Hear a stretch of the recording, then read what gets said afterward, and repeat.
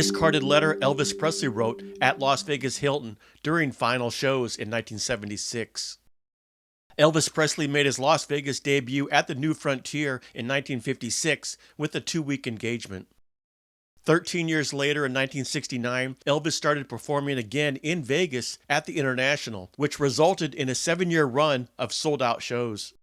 In his final years in the mid-1970s, Presley had become a grotesque caricature of his sleek, energetic former self. Grossly overweight, his mind dulled by the pharmacopoeia he daily ingested. He was barely able to put himself through his abbreviated concerts. Most everything from the final 3 years of his life is sad and hard to watch. Some of us talked it over one day about how bad the situation was going with Elvis. And we discussed it with some of the guys that were getting it to him in a way that don't do it anymore, you're going to be hurt. And we're going to turn your doctor friends in to the medical association. Well, it dried up for a while. The guys were scared of us, the ones of us that were going to do something to him physically. Elvis finally said, what is going on? How come I'm not getting this or that? And finally, Ricky, his brother, his stepbrother, told him what was going on, that we had threatened them. Elvis called us in on the carpet, told us we better stay out of his business. It was none of our business. He was in charge. He knew what he was doing. He needed it right now. He was asked, well, what happened to the good old days when you didn't need it? And he said, there are no more good old days.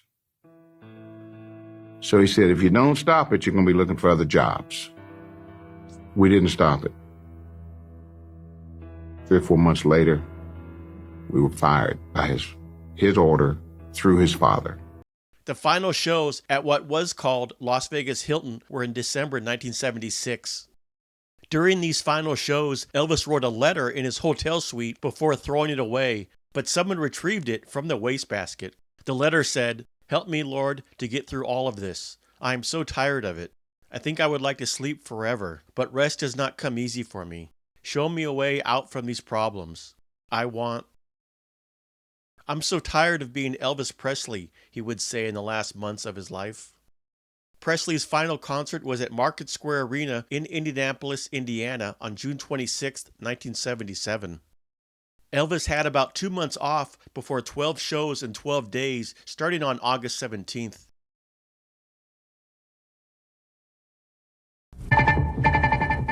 Good evening. Elvis Presley died today. He was 42. Apparently it was a heart attack. He was found at his home in Memphis, not breathing.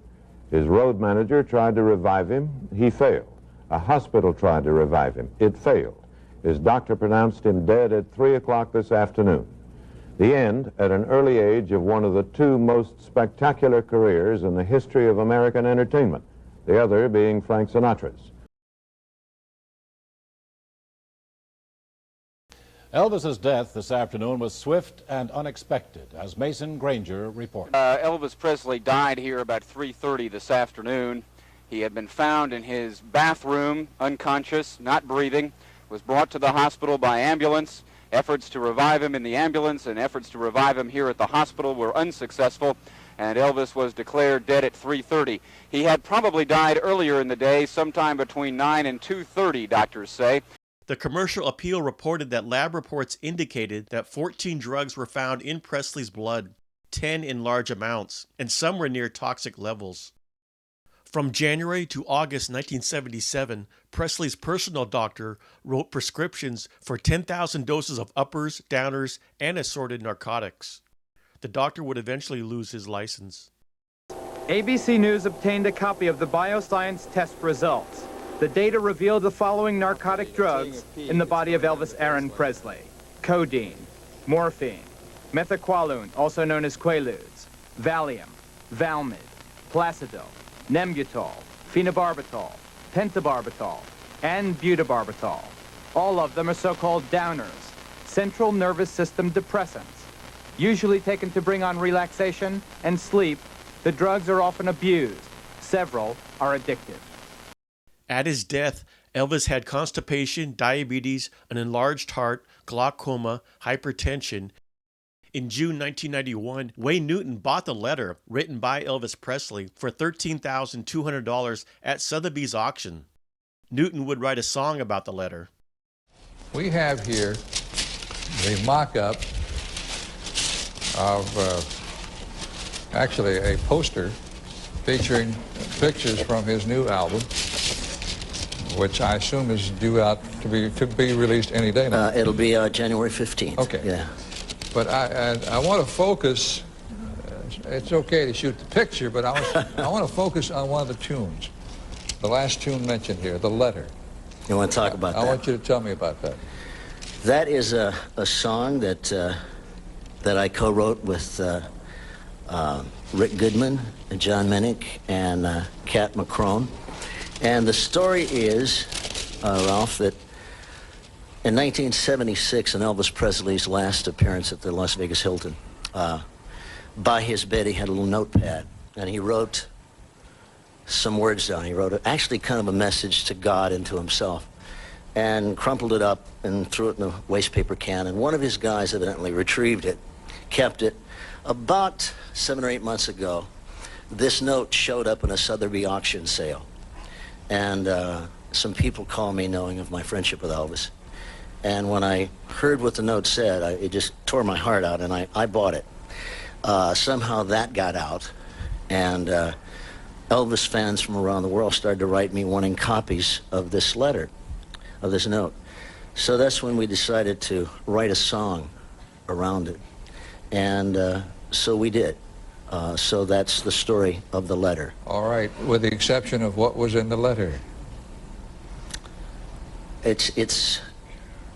I'm paraphrasing, of course, but it said, I'm finally alone. I'm glad they're all gone now. I probably won't rest tonight. I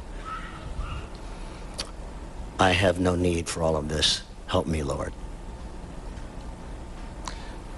Do you think he was addressing his fame, show business, that sort of thing? I think he was addressing his loneliness. He had by that time become quite a recluse. And you knew him rather well, didn't you? we were very close friends. He used to come out on stage and say, "Hi, I'm Wayne Newton"? He did many, many times, and it's on several of the live records that he did from the Hilton. Was he easy for you to get close to? Very. He was a wonderful human being. I mean, I have refused to read any of the books surrounding him, his life, simply because none of them mirrored the person that I knew and loved as a friend. Was he interested in what you thought of him as a performer? I think that he was interested in what the world thought of him, which is why he became so very unhappy toward the end. All right, let me rephrase that. Often entertainers are interested in what other entertainers think because they know that they will give you some sort of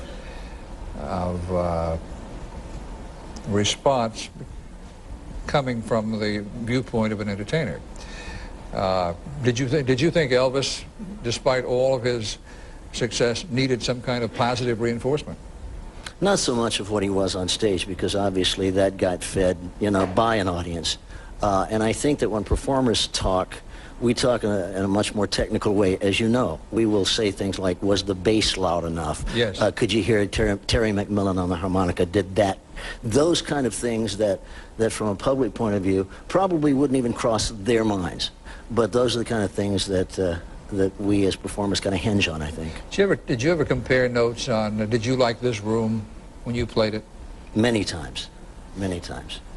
And we would talk about people that we had in common in our lives. Did we like being married? Did we not like being married? The things that guys talk about. Did Elvis, and I certainly would not invade your privacy, but did he reveal things to you that he's not revealed to anyone else? Well, toward the end, we had quite a conversation one night in his dressing room where he talked about his loneliness, his love for his daughter, the fact that he felt for him it was pretty much over. The conversation went on about 2 hours. and he was very troubled. You mean he was prophesying his own death? I believe that, yes. I mean, in retrospect, I didn't realize it then necessarily, but certainly in retrospect. Well, he was a great entertainer, so are you. Thank I'm you. sure he valued your opinion. I appreciate that.